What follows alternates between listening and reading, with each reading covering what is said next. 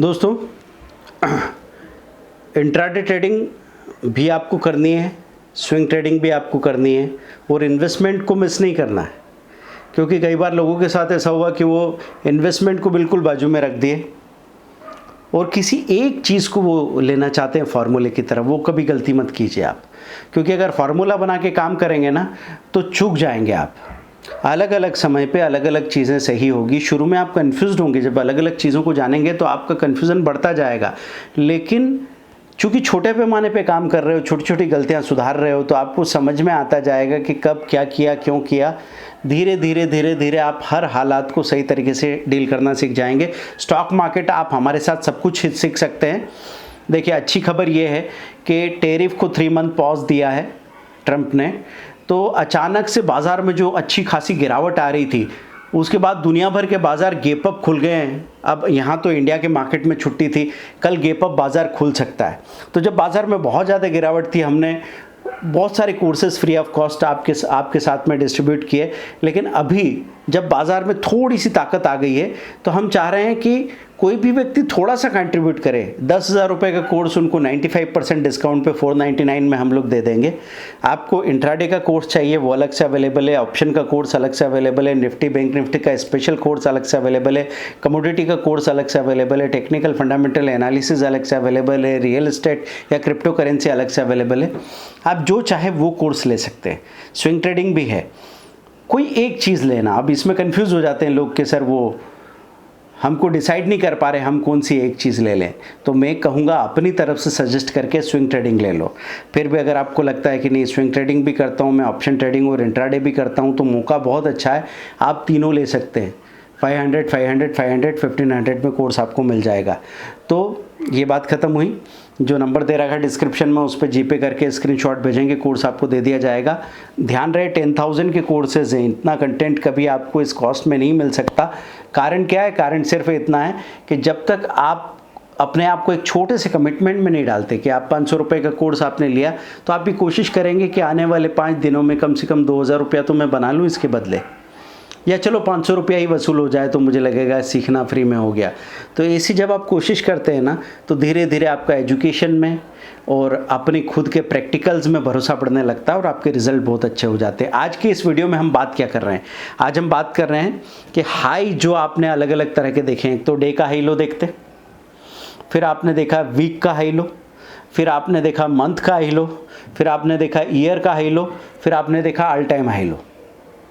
अब अलग अलग स्क्रीनर्स आते हैं। कुछ स्क्रीनर्स आपको यहाँ पे दिखा रहे हैं कि कौन से स्टॉक अपने डे के हाई डे के लो को तोड़ रहे हैं, फिर वीक के हाई वीक के लो को कौन से स्टॉक्स तोड़ रहे हैं, फिर मंथ के हाई लो को कौन से स्टॉक्स तोड़ रहे हैं, फिर साल के 52 वीक हाई लो को कौन से स्टॉक तोड़ रहे हैं और ऑल टाइम हाई लो को कौन से स्टॉक तोड़ रहे हैं।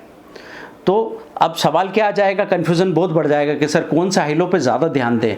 तो एक सिंपल फार्मूला दिमाग में रखना दोस्तों, कि जितना लंबा रेंज है, जैसे ऑल टाइम हाई लो को तोड़ा है अगर किसी स्टॉक ने, तो वो सबसे ज़्यादा रिलायबल रहेगा। मतलब वो हाई तोड़ने के बाद में अगर हमने स्टॉक की क्वालिटी चेक कर ली, चेक करने का तरीका मैंने आपको बार बार बताया कि आप ट्रेंड लाइन में जाके सिंपली देखें कि स्ट्रेंथ अपॉर्चुनिटी अच्छी है, वीकनेस थ्रेड्स कम है, तो अभी के लिए। और जिसका आपने जाके प्रॉफिट के आंकड़े अगर देखना सीख लिए, फ्री वीडियो में भी बताया और पेड कोर्सेज में तो बिल्कुल सिस्टमेटिक है। 2 घंटे के अंदर आप मेरे 22 सालों का निचोड़ देख लेते, तो वहाँ आपने देखा कि नहीं यार, इसका प्रॉफिट और प्रॉफिट मार्जिन लगातार 10 क्वार्टर 10 सालों में ऐसे बढ़ रहा है। तो आपने उसको चुन लिया, और ये चुनने में जैसे ही मैंने बोला तो आपके दिमाग में बात आएगी, सर ये मुझे तो नहीं पता, मैं नहीं देख पाऊँगा, मुझे समझ आएगा कि नहीं आएगा। अरे इतनी सारी बातें क्यों कर रहे हो? जब मैंने स्क्रीन रिकॉर्डेड वीडियो बनाता हूँ कोर्सेज में, तो कोशिश ये करता हूँ कि पॉज एंड प्ले के साथ आप जैसा मैं कर रहा हूँ वैसे ही आप करते चले जाएँ। तो आपको पता लगता है कि 4 स्टॉक्स को देखने में आपको 4 मिनट भी पूरे नहीं लगते।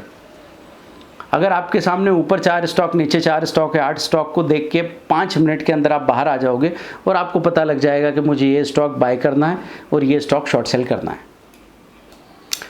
शुरू में आप कहेंगे नहीं सर मुझे 5 नहीं, मुझे 10 मिनट लग गए, मैं तो परेशान हो गया। तो ऐसा कब तक होगा? जब आपने चलना शुरू किया था ना, आप एक कदम चलते थे और गिर जाते थे, लेकिन तब आपके दिमाग में ये डर नहीं था फेलियर का, फियर ऑफ फेलियर अब जाके आ गया है। क्योंकि आपको अपने हारने से उतना डर नहीं लगता जितना इस बात से डर लगता कि मैं हारूंगा तो बाकी लोग क्या कमेंट करेंगे, वो देख रहे हैं मुझे, वो मुझे कैसे जज करेंगे। भूल जाओ दोस्तों, कोई काम पूरा होने तक कोशिश करते रहोगे, अगर इससे बेहतर कोई चीज़ है तो उसमें मन लगाओ। अगर यहाँ काम कर रहे हो तो आधे अधूरे मन से मत करना है। इसका एक तरीका है, आप 5 मिनट तैरो या 5 घंटे तैरो, तैरना आना चाहिए। अगर तैरना ठीक ढंग से नहीं सीखा, पानी में कूद गए तो डूब के मर जाओगे। क्लियर है बात? चलिए हम आगे बात करते हैं। जितना लंबा टाइम रेंज लिया, ऑल टाइम हाई वाले को देखा तो सबसे पहले उस स्क्रीनर में गए, हमने सबसे ज़्यादा वॉल्यूम वाले स्टॉक को उठाया। उसमें वॉल्यूम आ रहा है, इसका मतलब वहाँ कुछ डेवलपमेंट है। वॉल्यूम के साथ हाई के करीब हो, इसका मतलब पॉजिटिव खबर है। वॉल्यूम के साथ लो के करीब हो, इसका मतलब नेगेटिव खबर है। आपने कम प्राइस वाले ज़्यादा वॉल्यूम वाले स्टॉक देखे, 3 दिखे आपको, उसमें से एक पकड़ में आ गया, इसका स्ट्रेंथ सबसे ज़्यादा है, उसमें पोजीशन बना ली।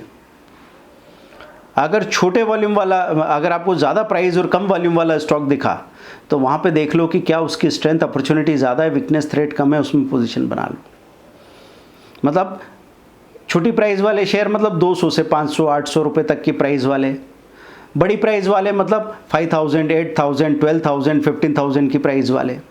तो ज़्यादा प्राइस वाले जो स्टॉक्स होते हैं उनके वॉल्यूम ऑब्वियसली कम ही होते हैं, लेकिन उनकी बात ये है कि उनमें ज़्यादा लोग एंट्री नहीं करते। तो उसकी एंट्री होने के बाद अगर उसमें स्ट्रेंथ है तो बहुत तेज़ी से भागता है। जैसे अभी वाडीलाल की बात करें, 5000 से 5800 होने में उसको ज़्यादा टाइम नहीं लगा। वो 5000 पे लिया, 5200-5300 गया, 4600 आया और फिर 5700 हो गया। ये मूवमेंट बड़ी प्राइस के शेयर्स में आते रहते हैं। जैसे MRF की बात करें, MRF का प्राइस था 1,45,000, फिर वो 120 आ गया और फिर 170 हो जाए, कोई बड़ी बात नहीं। बड़ी प्राइस में ऐसे ही मूवमेंट होते हैं। आपके दिमाग में आएगा सर इतना बड़ा शेयर हम कितना ले पाएंगे, तो जैसे आप 150 रुपये के 1000 शेयर 1.5 लाख रुपए में लेते हैं, वैसे एक शेयर MRF का ले पाएंगे। हाँ, पर उसमें एवरेज नहीं कर पाएँ शायद। तो फिर आप 20,000 30,000 के शेयर लेते हैं तो 30 का एक शेयर अभी लिया, फिर कभी गिर जाएगा एक और ले लिया, और फिर देखना है कि थोड़ी देर बाद उसमें क्या मिलता है। परसेंटेज में गिनना है सब कुछ दोस्तों। चलिए, तो ये बात हो गई ऑल टाइम हाई लो की। फिर मंथली हाई लो देख लो, कहाँ मिलेगा? NSE-win.in में देख लेना। तो आपको, या फिर आप लिखो stocks above monthly high monthly low, तो वहाँ पे क्या हुआ, उस स्क्रीनर के सामने लिखा होता कि अभी आज 15 स्टॉक्स ने मंथली हाई तोड़ा है, आज 7 स्टॉक्स ने मंथली लो तोड़ा है। वहाँ पे गए और आपने देखा कि खरीदना है तो स्ट्रेंथ अपॉर्चुनिटी ज़्यादा होनी चाहिए, वीकनेस थ्रेट कम होना चाहिए। इसका मतलब बेचना है तो इसका अपोजिट, स्ट्रेंथ अपॉर्चुनिटी कम हो, वीकनेस थ्रेट ज़्यादा हो, उसको शॉर्ट सेल करने में इस्तेमाल कर सकते हैं आप। शॉर्ट सेल कब करेंगे? जब निफ्टी ही कमज़ोरी दिखा रही, mid cap small cap index कमज़ोरी दिखा रहे, उस दिन शॉर्ट सेल के बारे में ज़्यादा सोचो। अब कमज़ोरी दिखाने की इस बात को फ़र्क में समझना कि 30 पॉइंट निफ्टी माइनस खोल के और वो बढ़ नहीं पा रही है और फिर 50 पॉइंट माइनस हुई तो वो 100 120 150 माइनस जा सकती है। लेकिन ध्यान रखना, अगर गैप डाउन खुल जाए, जैसे अभी आपने देखा था कि एक दिन निफ्टी 1500 पॉइंट माइनस खुल गई, तो वहाँ से फिर वो रिकवरी करे इसके चांसेस ज़्यादा हैं, क्योंकि इतना गैप डाउन खुलने के बाद शॉर्ट सेलिंग की गुंजाइश आपको कहाँ दिख रही है। आपको बाइंग में डर लगे तो बाइंग मत करो, लेकिन कम से कम शॉर्ट सेलिंग तो मत करो, क्योंकि ऑलरेडी गैप डाउन खुल गया। तो ये बहुत कॉमन सेंस की बातें हैं, इसमें कोई बहुत बड़ा रॉकेट साइंस मिला हुआ नहीं है। लेकिन चूंकि हम बाकी सब चीज़ों को दिमाग में एक साथ रखना नहीं चाहते या रख नहीं पाते। क्यों नहीं रख पाते? क्योंकि कंसिस्टेंसी नहीं है। हमने कल जो किया, परसों जो किया, उसको भूल भाल गए। इसलिए मैं कहता हूँ कि हमेशा ट्रेड के बाद अपना एक जर्नल बनाया करो, एक डायरी, जिसमें आप लिखो कि मैंने ये खरीदा, ये बेचा, इतना मिला। तो आपको दिखेगा कि सुबह ही आपको 1100 रुपये मिल रहे थे, पर आपने और लालच किया, 1100 से 2000 रुपये प्रॉफिट बनाने के चक्कर में आखिर में 400 रुपये लेके घर आए। और कभी कभी तो 1100 प्लस से हमने 1500 माइनस भी कर लिए। तो हर वक्त अपनी हरकतें देखेंगे ना, तो आपका अपने से बड़ा कोई टीचर नहीं है। मैं तो सिर्फ आपको याद दिला रहा हूँ, मदद कर रहा हूँ, लेकिन आप सीख किससे रहे हैं? अपने आप से सबसे ज़्यादा सीखने वाले हैं। चलिए, तो अब मंथली हाई लो वाली बात बता दी मैंने। मंथली हाई में वही एवरेज देखा, वॉल्यूम सबसे ज़्यादा कहाँ है, फिर आपने जाके ट्रेंड लाइन में देखा स्ट्रेंथ अपॉर्चुनिटी सबसे ज़्यादा किसकी है, 3 में से ये एक मिला, उसमें पोजीशन बना ली। सुबह 10 बजे, दिन में 2 बजे करेंगे। और अगर all time high, yearly 52 week high और मंथली हाई के साथ काम कर रहे हैं, तो मैं आपसे ये कहूँगा दोस्तों कि उसमें स्विंग ट्रेडिंग में आपको ज़्यादा अच्छे रिजल्ट मिल सकते हैं।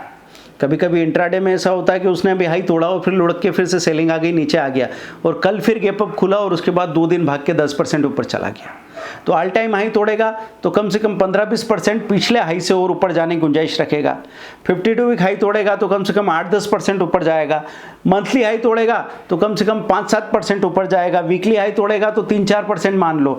डेली हाई तोड़ेगा तो 1-8% का मूवमेंट आएगा। तो डेली हाई में कई बार आपको फॉल्स ब्रेकआउट मिलेंगे।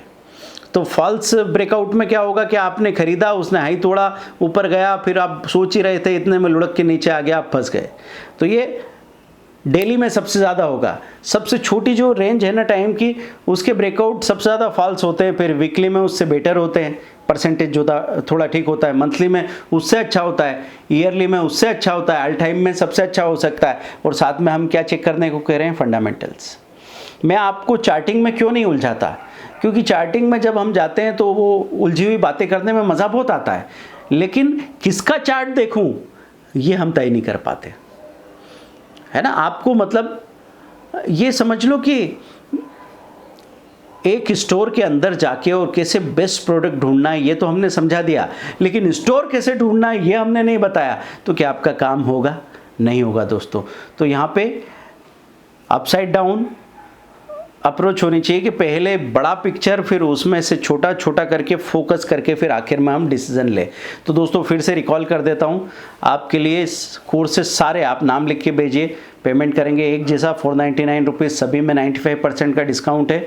और कोर्सेज इतने बड़े बड़े हैं कि आपको मैंने उसमें खास 15 वीडियो अलग से निकाल के रख दिए हैं जिनको पहले देखेंगे, और बदले में बाकी 50 वीडियो साथ में सपोर्टिंग है ताकि आपका कंसेप्ट भी क्लियर हो जाए। इतने बड़े कोर्सेज 499 रुपीज़ में, मतलब यहाँ कोई मैं 99 रुपीज़ का फ्री सेमिनार वगैरह कुछ नहीं लेता हूँ, और उसमें कोई अपसेलिंग करने की या बेचने की कोशिश नहीं करूँगा।